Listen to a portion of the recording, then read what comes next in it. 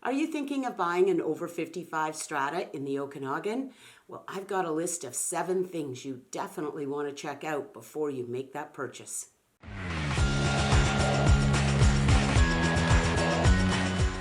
Hi, my name's Derryanne and I'm with Okanagan Valley Living. I'm a realtor with Century 21 right here in Vernon, British Columbia. If it's your first time to my channel, make sure you subscribe below and click that little bell. It'll send you a notification when I make new videos. So today we're talking about buying an over 55 strata. As always in real estate, it's location, location, location. You need to think about your mobility issues. You may be still driving now and getting to a grocery store and the library and the coffee shops is no problem with your car. But what about 10 or 15 or 20 years from now? Are you close enough that you could walk and keep this strata for a long time? Is there a park nearby for your grandchildren when they come to visit? Can you just walk downtown or to a coffee shop to meet your friends, or will you always be using your car? Something to think about. It's really important to check the bylaws before you make a purchase. If you have a dog or a cat, you need to know whether they will be approved by the strata. Now, many over 55 stratas do not allow animals at all. Well, you definitely need to know that if you have a dog or a cat. Many over 55 stratas will allow one dog or one cat, but there is a height restriction on the dog. So we need to know that to make sure little Fido meets the requirements. What about rentals? Does the over 55 strata you're thinking about allow rentals? Many people assume they will never rent out their over 55 strata. But what if you get a fantastic opportunity to go to France for a year? You're coming back, you're not relocating, you're just going to go there to spend a year there. You need to know whether you could put a tenant in your unit for a short term, maybe just 6 months, maybe a year. Some stratas have an absolute no rental policy. You would not be allowed to do that. And of course, you want to check out the age requirement. Make sure it is indeed an over 55 if that's important to you. What about grandchildren? Do they allow grandchildren to come? How long can they stay? Could they stay the whole summer? That's another thing we definitely need to check out in the bylaws. What about amenities in the complex? Is there a pool, a party room, a gymnasium? All of these amenities have to be paid for by the owners, and that is paid for through your strata fees. Do you want to be in a complex that you don't swim, you don't use the gym, you don't need a party room, and yet you're paying for it each month? Definitely something to consider. When there are a lot of amenities in a building, strata fees tend to be higher because the pool has to be maintained. A new liner will have to be bought every so many years.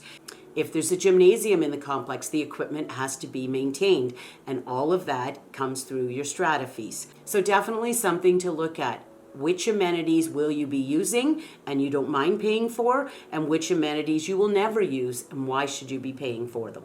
If you're considering buying a brand new strata, be aware that when a developer sets the strata fees and the budget, it's usually at the very low end. Once all the units have been sold and all the owners form the strata corporation, they have to sit down and come up with a budget and start planning long term. Of course, in a brand new strata, you're not going to have replacement issues for a number of years down the road. That roof is good for 15, 20, 25 years. The balconies are good. The pavement is good. Everything is well maintained because it's brand new. But you have to start setting aside money, that you have pockets of money to replace these things when they come due. So often the developers set the strata fees very, very low to entice buyers to buy and get their project sold.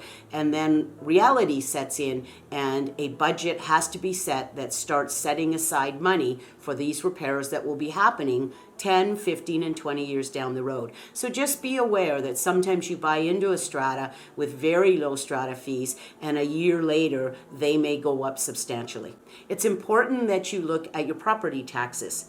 And piggybacking right onto that is the utility costs. It's a really good idea to know so you can budget what your monthly expenses will be. Before you make your purchase final, it's very critical that you review all the strata documents. You want to look at their finances and budget.